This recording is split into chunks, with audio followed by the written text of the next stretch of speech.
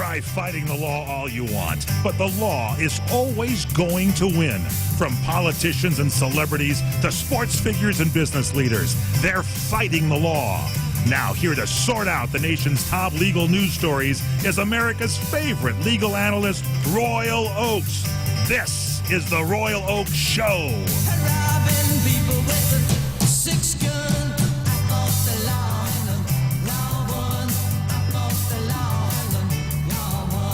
Thank you, Mike Horn, and welcome to the Royal Oakes Show, and welcome to our co-host, Ken Jeffries. How you doing, Ken? Hi there. Hi there. Hi there. Hi there. Hi there. Hi there. Hi there. Having a good day? Yeah, it's hot. It's another hot time in the old time in the L.A. area. It's like 100 degrees coming in here. It does. What is this? Your energy level seems a little higher than usual, Ken. You just pumped up? You've been working out? I'm pumped up. I've been working out. That's what I hear. You were talking to you were bragging about that. I was bragging about that. I worked out once. Yeah. And, our millennial correspondent, Connor Oakes, is on special assignment, but filling his shoes is our co-host, Rob Marinko, in Florida. Rob, how are you? Good, Royal. Good to be here. Well, it's great to have you, Rob Marinko, and you need to tell Ken and me all about your adventures, because I know recently you made the big cross-country trip to Florida. You and Miranda are in Florida now, so tell us, was there like an Easy Rider moment where you were either, at the wrong end of a shotgun or behind the camera? How was the trip? I'll tell you something. It's amazing how rare payphones are. The reason I know that is because the first day into the trip, my cell phone went out. Yikes. And was not recoverable, so I was without a cell phone for the entire trip. So I had to communicate by payphone. And you know what? There aren't that many payphones anymore. You must have felt like you were in a 1982 Robert De Niro movie, Midnight Run or something. Oh, man, it was just a nightmare. This is a first world problem. You realize that, Rob? I didn't have a navigation system because that was on my phone, and it was just miserable. And was Starbucks closed? Was there no latte either? There was nothing available. So you couldn't find a bathroom to go into in the Starbucks, right? So I got out of the truck. I looked around. I was in Toronto, Canada. I totally turned left. I should have turned right.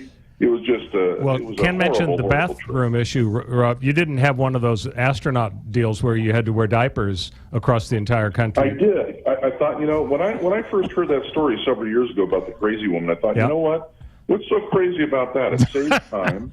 It's convenient, right? I hear you. I hear you.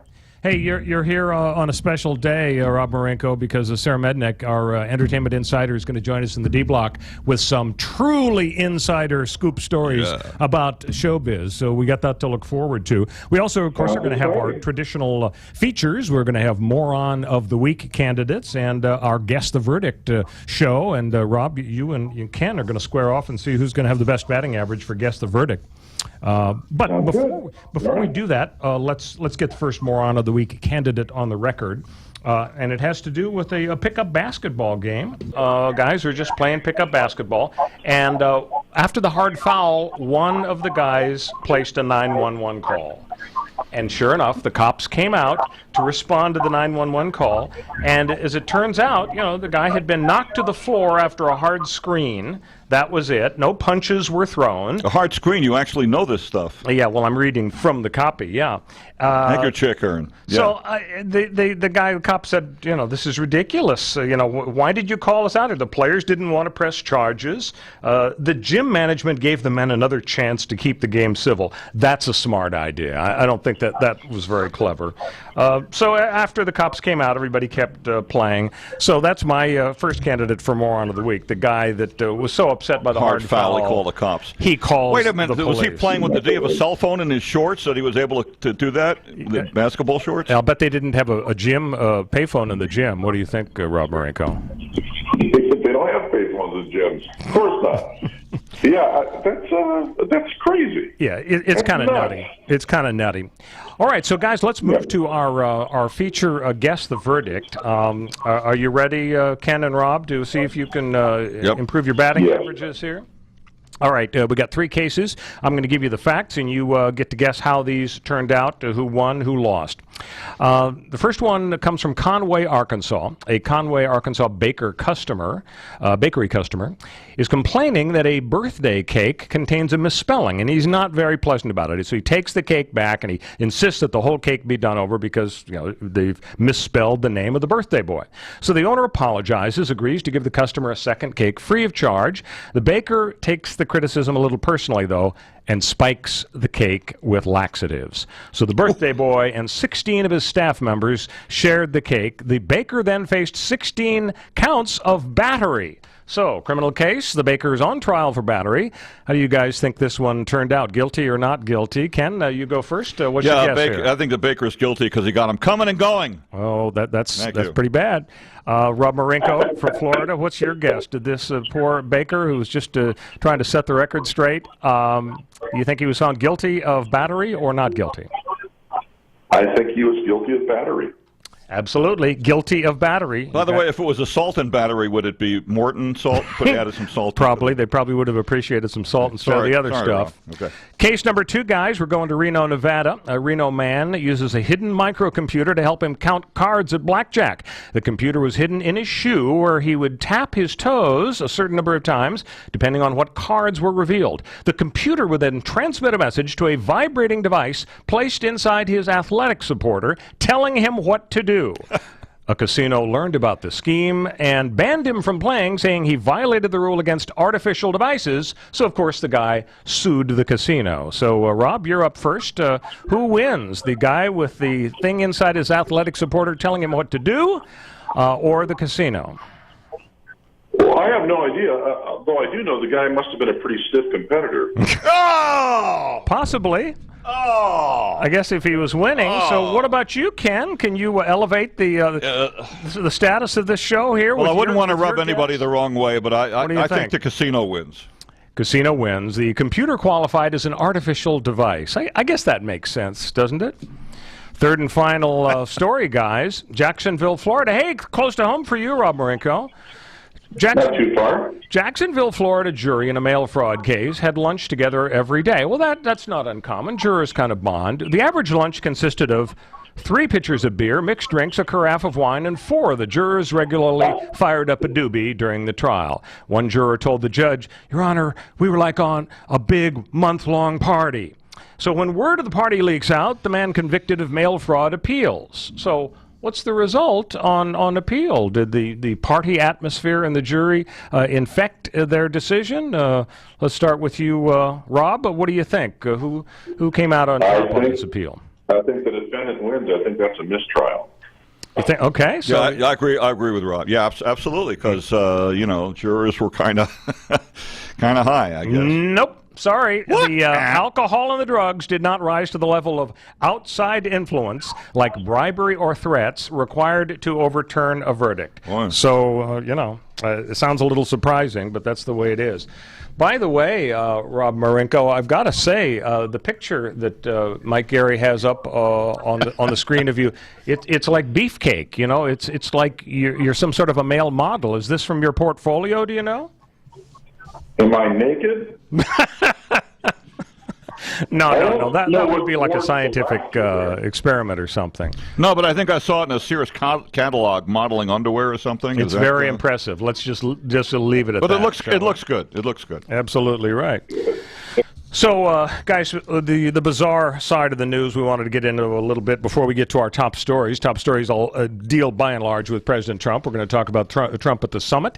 We're going to talk about the Mandalay Bay and the MGM casino suing the victims of the shooting in Las Vegas. And we're going to talk about Michael Cohen's possible Trump tape that could get the president into trouble. And our other top story is they're letting illegals vote all around the country. We're going to get into that. But before we do, some pretty odd news on the legal front. I don't know if you have heard this. This has gotten to Florida, Rob Marinko, but if you're crazy now, that's a get-out-of-jail-free card. That's the direction we're moving. We've got a statute here in California. It's called AB 1810. It was signed by Governor Brown a month ago, and it gives felons pretty much a get-out-of-jail-free card if they can demonstrate that they were kind of crazy. And this is how it works. When you're awaiting trial in California, if you're a defendant, you can claim that your crime was committed because of a mental health issue, and they can get an agreement from the judge that they can go through diversion. And diversion is usually a way of working off a sentence, but here it's counseling. So if you go to counseling and it's deemed successful, your record will be sealed as if the crime never happened, and you walk out of court free and clear. So what do you think, guys? Do you think there's some chance or possibility that a counselor could say, hey, I am damn good, this guy is cured, he's never going to do anything bad again, and therefore he will be deemed successful? Rob Marinko, you concerned about this outcome at all? Yeah, I'm very concerned. I think it's a bunch of bullshit. Apparently, in Florida, you can say just about anything. Is that the rule? Yeah, no, this is just more of the nonsense trying to empty out the prisons by Governor Brown. He's done this unsuccessfully through a number of bills that have passed, unfortunately, and it's done nothing but been terrible for law-abiding citizens. There's been more crime, more burglaries, more thefts as a result of felons being let out of prison when their crimes are downgraded to misdemeanors. It's a horrible idea. It's pretty scary. This bill does not limit the type of crime involved. So theoretically, a killer who claimed he or she was mentally unstable at the time could say, I really need some counseling, and the counselor could say, yes, we did it. You're cleared. Defendants who fall under the categories of mental disorder include hypoactive desire, sexual disorder, voyeurism, pyromania, oppositional defiant disorder, whatever that means, and kleptomania. We know what that means. So if you're a kleptomaniac and you steal something from Target, apparently you can get out from under this as long as you go through the counseling successfully. It sounds silly. It does sound a little odd, but perhaps if Governor Brown were here, he would have some sort of an explanation. Hey, we have an issue involving Kamala Harris, guys, and it's kind of a pet peeve I have here. She has signed a book deal, and everybody's speculating that, okay, now she's definitely going to run for president, because we got Garcetti running for president. So... Who? No, kidding. So here's my problem. I think it could be called Face-ism. Now, we know racism is bad. We know fascism is bad. But Face-ism is a little more controversial. People are unhappy sometimes if they don't get a job because they feel they were discriminated against because, they weren't gorgeous. What about the opposite? Don't we think that Kamala Harris is getting the attention she's getting because she's a babe? Now, she was the person who, as an attorney general, was deemed by President Obama to be the hottest attorney general in the nation. I don't think Michelle was too happy with that. And I don't think the 5 other female attorneys general around the country who didn't make the top of the list of hottest AGs were happy either. For the record, though, he did apologize for that remark. That's true. That's true. He realized it was not so great. But there was a 2020 TV experiment where the TV news magazine had 2 women, one extremely pretty, the other just attractive, teach to the same level of efficiency to an elementary school class. The students overwhelmingly thought the prettier woman was the better teacher. Now, isn't that a problem that's infecting society in general? Don't we respond so dramatically to physical attractiveness? And isn't Kamala Harris on people's short list only because she's a babe? Or am I missing something? Probably a combination of both, but yeah, appearances have a lot to do with it. Yeah, it's. Do you have a problem with this, Rob Marinko? I know you've benefited tremendously from the concept throughout your career. Yeah, that's what got me in radio. Don't be so hard on yourself. Hey, we're going to come back shortly, guys, after the break, and talk about Donald Trump here on the Royal Oak Show. Stay with us. Hi, everyone. This is Fred Dreyer. You listen to me every week on the Sports Lounge. Well, I'm here to tell you my good friend and co-host, Michael Horn, is making his wine knowledge and his incredible industry contacts available to you. Mike will educate you in the world of wines. He will stock your wine cellar, wine refrigerator, or wine rack with one-of-a-kind wines. Also, as a lover of a great glass of port, I will share with you my experiences in finding the cigars that fit your palate. I will help you stock your humidor with great cigars that reflect your growing taste and the very best smokes for your budget. Mike and I can set up a once-in-a-lifetime wine dinner, and I can host a sports cigar party. Call us today at 818-818-6400. That's 818-818-6400. Let us find the dream wines and cigars of your lifetime. Kamala Beach Hotel, Maui's Hawaiian Hotel. From traditional Hawaiian weddings and vow renewals to your own unique ceremony, find out why Ka'anapali Weddings is the perfect place to say, I do. Create the memory that will last a lifetime at the place you and your family know and love, Ka'anapali Beach Hotel. Imagine yourself and your loved one just steps away from world-famous Ka'anapali Beach in one of many wedding venues to choose from, including oceanside lawns, tropical gardens, or indoor banquet rooms. With your choice of catering, bar, floral, and musical options, you can make your special day customized just for you. Their wedding specialists will help you plan your dream wedding today. For more information, visit ka'anapaliweddings.com or call 661-0011. Ka'anapali Weddings, the perfect place to say, I do. Ka'anapali Beach Hotel, Maui's Hawaiian Hotel. When you really want Italian food, you've got to get to Columbo's. Columbo's Italian Steakhouse and Jazz Club, Colorado Boulevard, Eagle Rock. It's that little neighborhood place you wish was down the street from you. Seekers of luscious and appetizing gustatorial pursuits, indulge your fancies with steaks so absolutely yum-yum. Vegetarians have forsaken kale and Pilates and never look back. Fish specialties so fresh and delicious and chosen by King Neptune himself, and relish Columbo's Italian family specialties so delectable you'll be yelling out, bravo, bravo! And let's not forget Columbo's world-famous meatballs, and you've got to try their breakfast pizza. Oh, and jazz every night. Service that's friendly, not phoning, and at a price that'll keep you coming back. That's Columbo's, that little neighborhood place you wish was down the street from you. Columbo's, Manja.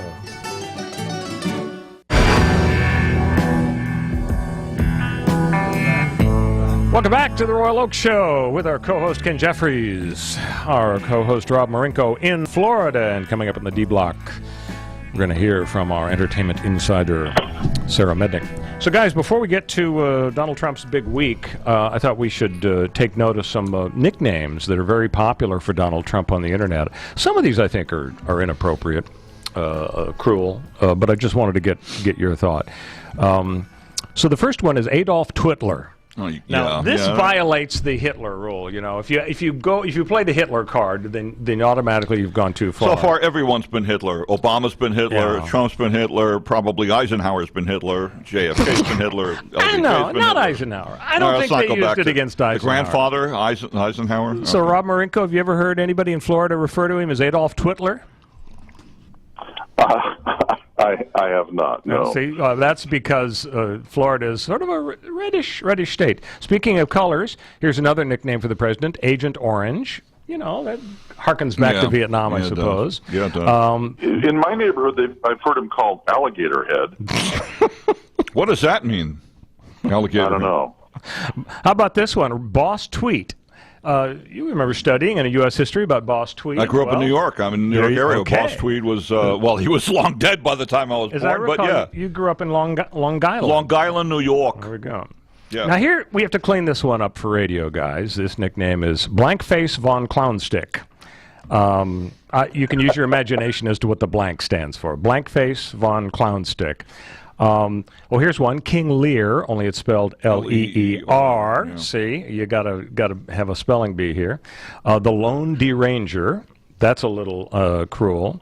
Here's another one where you need to know the spelling. The Lion King, L-Y-I-N. The Lion. Hakuna Matata. And finally, Trumple Thinskin. You know, but Cheeto's not on the list, or there are many lists. Cheeto and there are many whatever lists. the heck, who knows? So, top story, guys, the summit.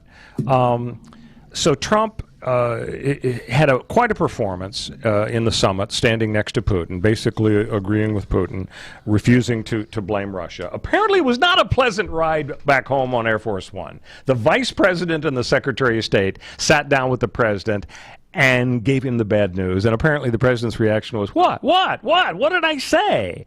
And the whole world, something I said? Their head is spinning, their hair is on fire. I guess that the spinning could put the fire out. I don't know. Let's get your opinion first, Rob Marinko. Were you a little bit stunned by the president's performance, or were you not so put off by it? No, I'm one of the people that follows the presidency pretty closely, as I am with all presidencies. But I found that even James Knox president's Polk? record. I'm sorry. Even James Knox Polk's presidency? Yes, but particularly his. Okay, you got me then. You remember remember the Whig Party, Rob?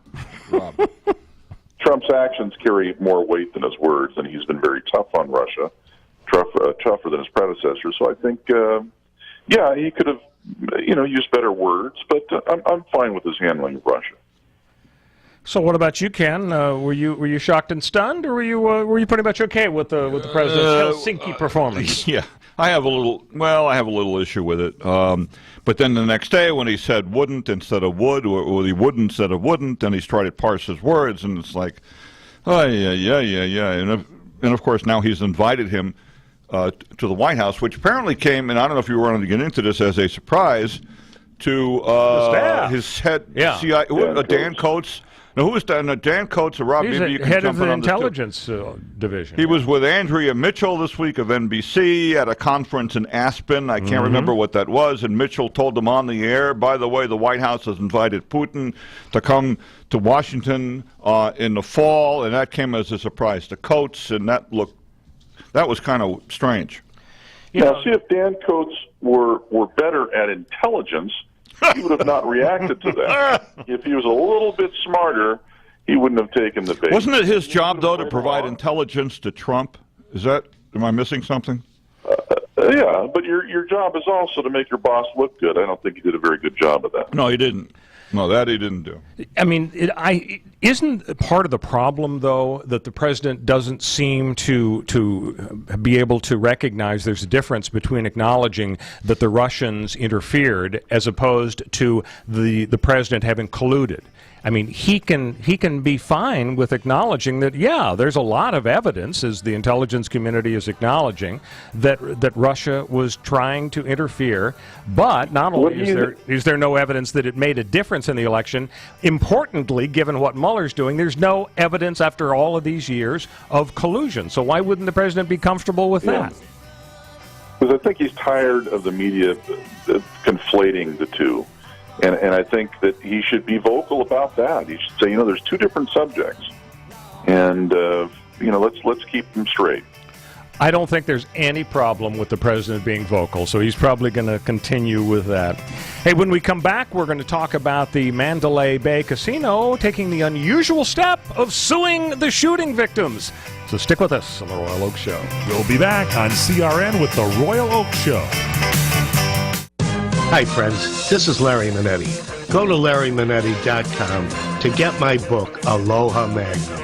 You'll read all about the wonderful guest stars like Carol Burnett, Elvis Presley, Frank Sinatra, and many, many more. There is an episode guide and my favorite recipes that I really cook at home. I will include a free signed photo with every book.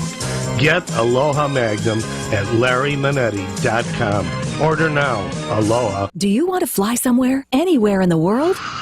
Smart travelers call myflightsearch.com for the best deals on flight tickets. Going to Manila, Bangkok, London, how about Singapore? Call myflightsearch.com for the lowest flight tickets available. What about a local vacation? Let's say you want to fly to Vegas, Orlando, Miami, Los Angeles, or Denver. Pick up the phone and call myflightsearch.com right now. We have exclusive deals that you can't find anywhere else. The only way you can get these low airline prices is by calling us. We have so many low prices available, we can't possibly tell them to you right here and now. If you're flying somewhere anytime in the next 6 months and you want the lowest airline ticket prices anywhere, you owe it to yourself to save a ton of money. So pick up your cell phone and call myflightsearch.com right now. Call 800-445-3166. 800-445-3166. That's 800-445-3166. Call now. 800-445-3166. If Ernest Hemingway was alive today, would he say this to you? Shakespeare, Mark Twain, Edgar Allan Poe, all great writers. And after reading your book, I simply must add you to the list. Wait, you don't have a book yet. So make a free call to Page Publishing. Their expert staff can help you turn your book idea into a real book, a masterpiece that could someday make the bestseller list in hard copy and digitally all across the world. Page Publishing can help you completely take your idea for a book, write it, and publish it. So if you want to join the ranks of some of the most famous authors in the world, call now for a free information kit. Turn your book idea into publishing gold. Make a free call right now to Page Publishing. 800-378-3212. 800-378-3212. 800-378-3212. That's 800-378-3212. You order a glass of your favorite Cabernet, fresh asparagus, hollandaise on the side, a filet, medium rare. You unfurl your napkin with a flair, close your eyes, and prepare to listen. Ah, there it is. The sweet music you long to hear. The sizzle. The sizzle of a Ruth's Chris steak. The most magnificent corn-fed prime beef, broiled to perfection at 1800 degrees. Some call it a sizzle. We call it an anthem. As the waiter approaches, you think, is this one mine or that one? Ruth's Chris Steakhouse. Like Ruth always said, life's too short to eat anywhere else. Make a reservation online at ruthschris.com or by calling 800-544-0808. Destination South Point. 11 great restaurants, bingo, bowling, movies, race books, sports books, spa, live entertainment, oversized rooms, and the rates unbeatable. The South Point Las Vegas. Book now. Online at southpointcasino.com or call 866-791-7626. southpointcasino.com or call 866-791-7626. At the South Point Las Vegas, you're always a winner. Come back to the Royal Oak Show with our co-host Ken Jeffries and our co-host Rob Marinko in beautiful Florida. So, pretty bizarre legal development, guys, this week. Mandalay Bay, the casino where that terrible shooting was owned by MGM, and Mandalay Bay and MGM got together and they decided, well, the best thing to do, really, is to sue all the victims of the shooting, the dead ones and the family members and everything. And you hear this and you think, what in the world? I mean, they claim that people didn't run fast enough. How do you sue the victims of this shooting? And the answer is that already a lot of folks have already sued for damages against security companies, against MGM Grand, anybody they can think of, deep pockets, people with insurance policies and so on. Some of them have sued, some of them have not. Obviously, if the victims are deceased, then the families sue for wrongful death. So where does the hotel get off suing? Well, the answer is they came up with a theory that the hotel, have no liability because there is a federal law since 9/11 talking about setting up security to prevent mass shootings. And the idea is that you could interpret this federal law to mean that if you comply with federal standards for hiring good security people, implementing good security conditions, if you do that, you may not be sued if there is a mass shooting. And so they have gone into court in several federal courts, and they have said to the judges, we want a declaration that we are not liable to any of the shooting victims. And so they want all of the cases corralled into just a few federal courts, and ultimately they want it consolidated into a single multi-district litigation deal where it'll be federal court, which is a friendlier situation for defendants and corporations than for individuals, and it'll just be the one suit. And, you know, you're talking about maybe $800 million in damages and attorney's fees if things are spread out everywhere. And the best estimate is that if they get their way, and if they're in just one federal court, it could be half that. Could be $400 million. They thought they would do this in order to find a friendlier federal court instead of a state court. And what people are doing is they're saying, "Oh, you're judge shopping," and they're accusing them of abusing the system. And it's not uncommon in regular cases, not just these gigantic cases. If you are a company and you get sued in state court, there's a problem of being hometowned. The judges and the jurors, everybody's really friendly, and you can get gigantic verdicts. Would they all be in Las Vegas, for instance? Could be, or they could be in a lot of other situations, other places where the residents lived, where they claim that some of the problems regarding security occurred. But the bottom line is that MGM has sued the victims. And I'm wondering what you guys think about this. To me, it sounds like sort of a PR disaster, just a tsunami of bad publicity. On the other hand, maybe it'll pass and people will sort of forget about it after a month or two. And meantime, MGM is saying, we really got to go for that, let's save $300 or $400 million. Rob Marinko, what's your reaction? Do you think this is a legal gambit that could backfire on these folks big time, or think it's just a temporary news blip? Well, I think it's already backfired in the way of PR, but I have a question for you, Royal. Can someone be forced into a class in a lawsuit?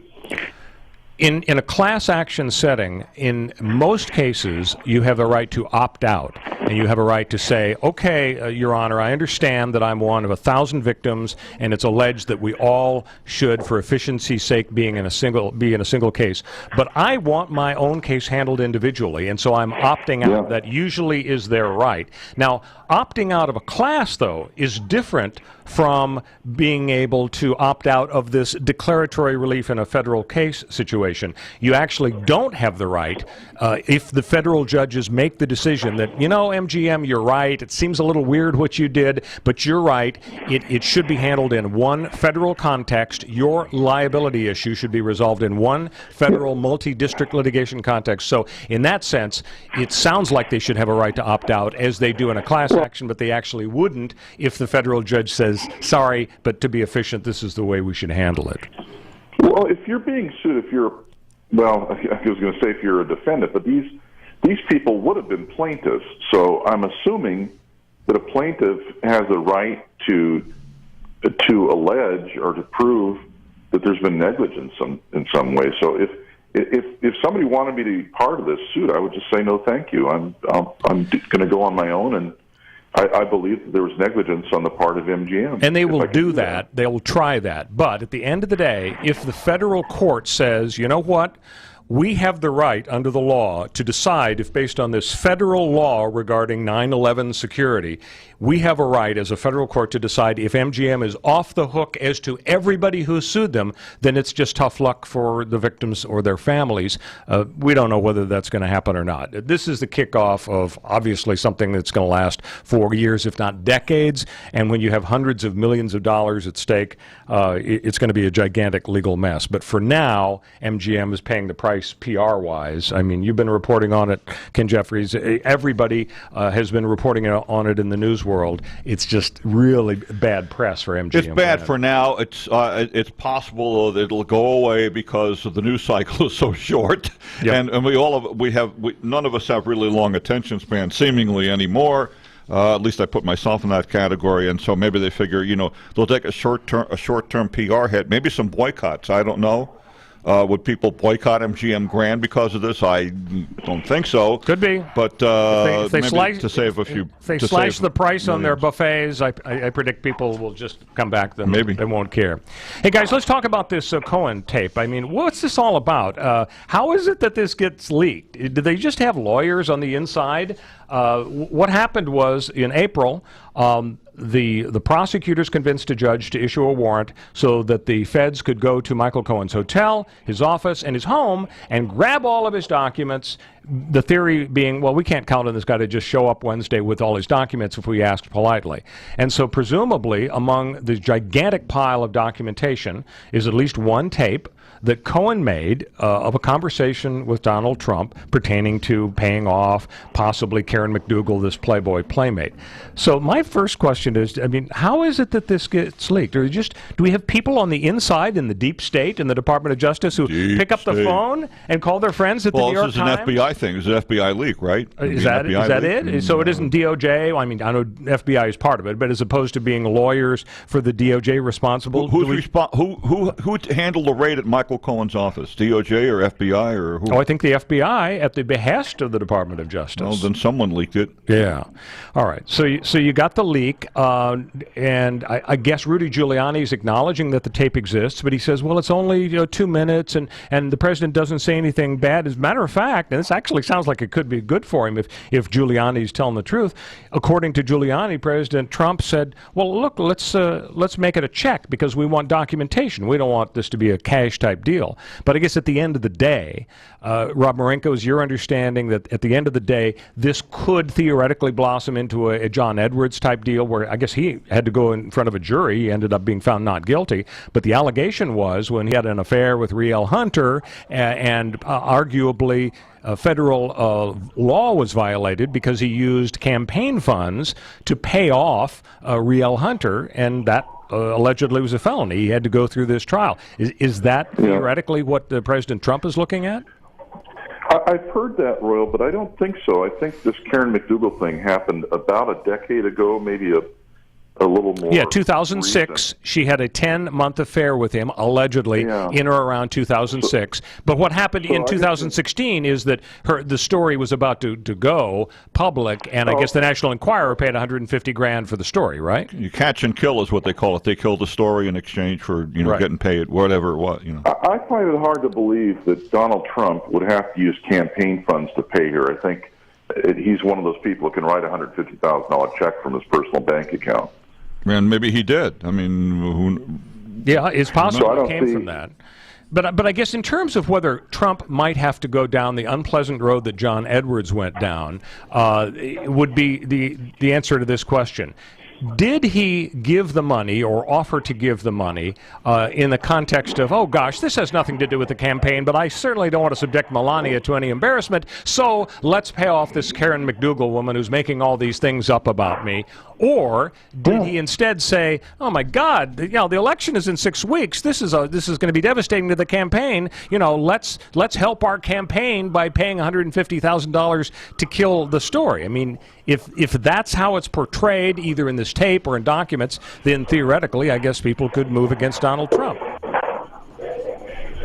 don't know. It just sounds like common sense to me that you would want that story to go away. I'm not familiar with the law that would prohibit that. It seems like if Royal, if I didn't want you to say something about something we did together, and it was whatever we did was legal, I guess I'm wondering, why would it be a problem if I paid you money and said, hey, here, this is for your trouble? Rob, I will take a check. I'll tell you that right now. So here's the other interesting angle of this about what's going on, guys. Donald Trump is a sitting president. People are talking about, oh, my God, he committed a felony. It's a violation of the federal election law. So what do you do with that? Is it possible to indict a president for a crime?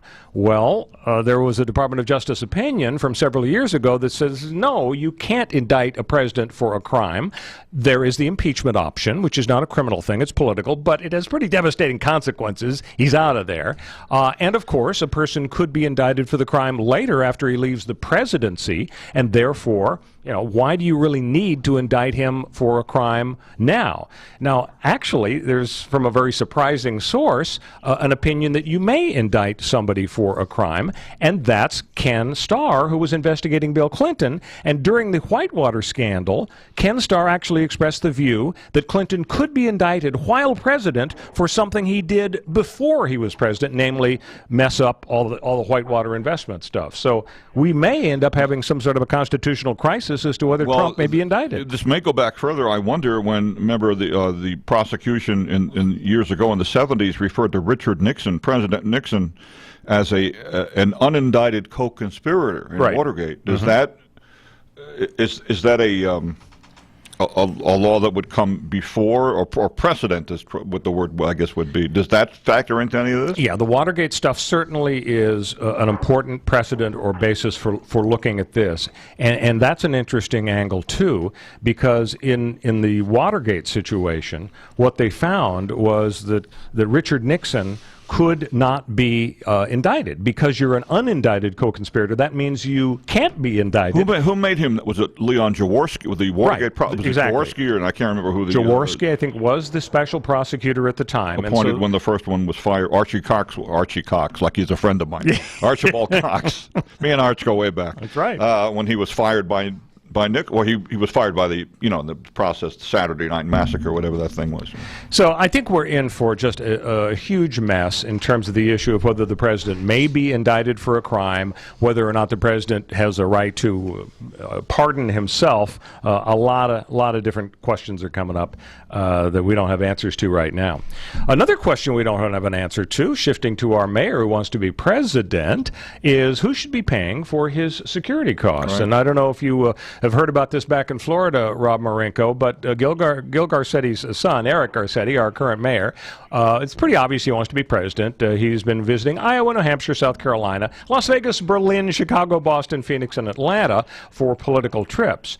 And he's had big security and he's going to a big one, I think, this coming week, too, and I can't remember where, but he's heading out again. Wherever he goes, he's going to have security. It's a 10-day trip to Asia. Oh, right. Thank you, Mike. Yep. So yes, the LA Times steps up and says, hey, Mr. Mayor, we'd like to know all about how much you're spending, how much public money is going toward this, how many guards, how many family members and staffers, and his answer is, nope, I'm not going to tell you anything. And the LAPD won't tell either. They say, it could interfere with the security of the mayor. So the LA Times is going to court, and they're going to try to force the LAPD to hand over all the information about how many public dollars have been spent on Eric Garcetti's campaign funds. Do you think that perhaps the voting public are entitled to know how much public money is going toward Garcetti's trips? I do, real quick. Yeah, I mean, I do. Why would we not? Rob Marinko, would you join us and make it unanimous, or do you disagree? No, I'll make it unanimous. I can't imagine a reason why you wouldn't release the information to the public about how public funds are spent. It just makes no sense to me. Now, moving up to San Francisco, if we want to feel better about ourselves here in Los Angeles, a rather unfortunate story. San Francisco Mayor London Breed said that homeless advocacy groups that get funding from San Francisco need to better educate the homeless to clean up after themselves. When pressed about whether her plan calls for harsher penalties against those who litter or defecate on city streets, the mayor said, I didn't express anything about a penalty. A recent NBC Bay Area investigation went viral after exposing an alarming amount of trash, drug, needles, and feces scattered across San Francisco. The report centered on a 150-block survey, downtown San Francisco, which revealed trash on every block, 100 needles, and more than 300 piles of poop along the 20-mile stretch of sidewalks and streets. And according to the mayor, she said, I will say there's more feces on the sidewalks than I've ever seen growing up here. This is a huge problem, and we're not talking about from dogs, we're talking about from humans. So I guess it makes us feel a little better about the problems we have here in Los Angeles. Maybe not. Well, I got to tell you, I was tooling around with my wife's cousin the other day here in San Fernando Valley. We saw a woman urinating in front of a truck outside on Canoga Avenue, in the West Valley. But that's the rare exception, according to NBC's survey in San Francisco, I think. So finally, guys, the idea of non-citizens being allowed to vote. Let me ask you this, Rob Marinko. Are non-citizens allowed to vote in Florida? Because we seem to be having a problem with that here in California. No, and going back to the last subject for just a moment, we don't have tent cities here like you see in Los Angeles and San Francisco. We've been driving around quite a bit the last couple of weeks we've been here, and we have yet to see a tent on an overpass or anybody pooping in public. So I don't know, Florida must be just too damn old. What about RVs? We're not with it. RV? But I think your decision to move to Florida may be vindicated, Rob Marinko. Well, so I don't. Why would laws not apply to everybody equally? Yeah, and why would people allow non-citizens to vote in San Francisco and other cities, at least for school board matters? Hey, when we come back, Sarah Mednick is going to give us the inside scoop on some entertainment stories. So stay with us here on the Royal Oak Show. We'll be back on CRN with the Royal Oak Show. Hey, Lorraine, do you realize that your mother, my mother-in-law, Chef Maria, has been serving Las Vegas since 1949? Yes, I do, Dennis. That's when she first met Howard Hughes, who fell in love with her cooking. And in 1955, she opened her first restaurant on Fremont Street. Yes, dear. And another great customer was Liberace. Wow. Then in 1962, while Frank Sinatra and the Rat Pack were causing global excitement on the Las Vegas Strip, your family opened their second restaurant. And in 1972, Elvis Presley began electrifying Las Vegas audiences and eating in our restaurants. You know, Lorraine, this is quite a town. There's only one Las Vegas. And there's only one Bootlegger Italian Bistro. Folks, when you're in Las Vegas, come visit us. We'll make you feel like you're part of our family. The Bootlegger Italian Bistro, conveniently located at 7700 Las Vegas Boulevard, South Strip. Visit our website at www.bootleggerlasvegas.com. Do you owe back taxes to the IRS? News flash, the president has changed the tax laws, and now you may be able to pay the IRS less. If you owe $10,000 or more in back taxes, the tax doctor can help you pay the IRS as little as possible allowed by law. There are new tax laws for business owners, the self-employed, even W-2 workers. If you have a back tax problem or a few years of unfilled returns, new help to save you money is now here. Call right now to see how the new tax laws can help you. Plus, right now, we'll waive the consultation fee and give you a free tax savings report. Attention business owners, the self-employed, and W-2 workers. Make this free call to the tax doctor now and learn how to take advantage of the new tax laws that may help you pay the IRS less. 800-985-1610. 800-985-1610. 800-985-1610. That's 800-985-1610. Chef Charlie Palmer and winemaker Clay Moritzen are announcing the 8th annual Project Zinn event taking place Friday, August 17th and 18th at Hotel Healdsburg in Healdsburg, California. It's a big weekend event offering a series of dining and educational events hosted by Chef Palmer, Clay Moritzen, and some of the industry's most elite winemakers. Project Zinn lines up 21 of the most highly acclaimed Zinfandel wines for tasting, and Project 21 has the number 21, a significant number in most cases of Down syndrome because there's an extra copy of chromosome 21 which changes the body and the brain's normal development. New this year, the big seminar called Whose Zin Is It Anyway? Also a big vineyard lunch at Rockpile AVA with Clay and Carrie Moritzen, and the big Project Zinn event Saturday evening where you sample 21 of the finest Zins. Get tickets and more information by going to projectzin.org. Projectzin, ZIN.org/tickets. Projectzin.org/tickets.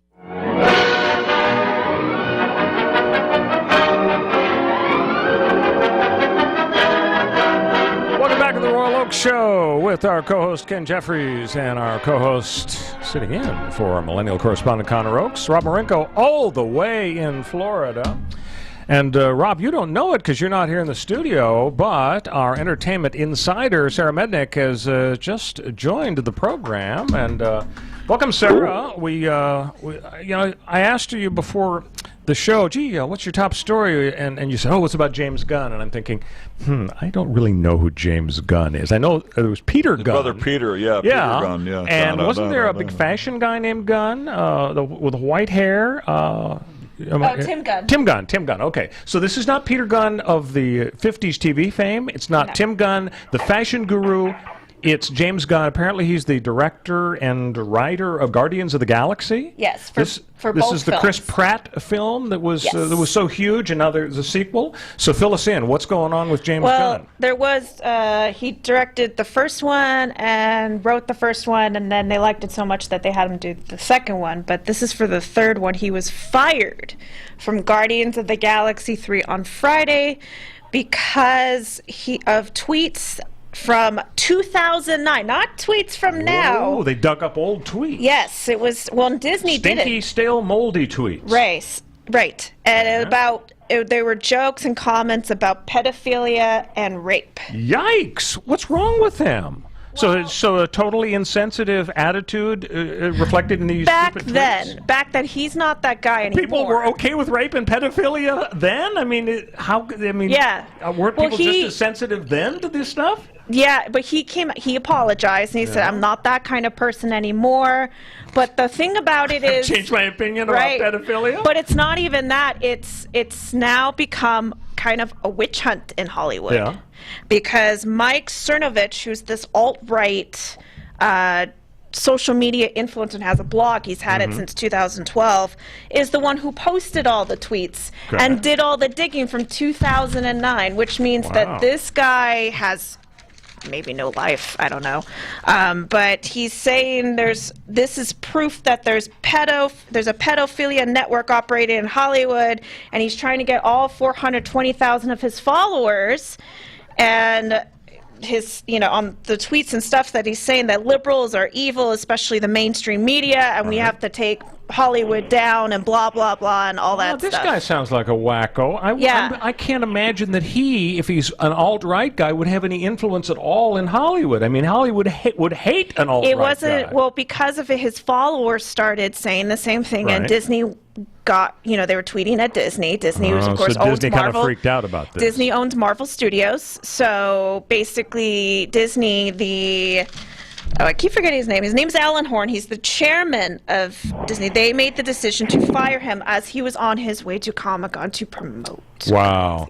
Well, some people worry when you mention witch hunt about the idea that people are being unfairly ridden out of town and being deprived of their jobs without due process. Maybe this is an example. I mean, I didn't see what the tweets were. It's hard to imagine, that they would be acceptable if he's making light at all of a subject like rape and pedophilia. I read one of them. It was bad, but it's from 2009.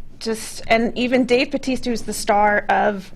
He plays Drax in Guardians of the Galaxy, said, look, that's not the guy I know. That's the guy from, long time ago. Yeah. And, hey, we're running out of time, but tell us about Taylor Swift. Apparently she's got a little kerfuffle with litigation going on? Yeah, she's got a little bad blood going on, or someone's got bad blood out for her. She'll shake it off. Yeah, she will shake it off, because her and her legal team always do. She's, Taylor Swift. She's being accused of stealing a name of a Long Island tech company called Swift Life that this guy's had for a very long time. Yep. And his name's Patrick Benoit. I predict she's gonna win. Hey, we've run out of time. Mike, play us out from 1968. Janis Joplin, lead singer of Big Brother and the Holding Company, got to number 12 on the pop charts. See you next week on the Royal Oak Show. Yeah.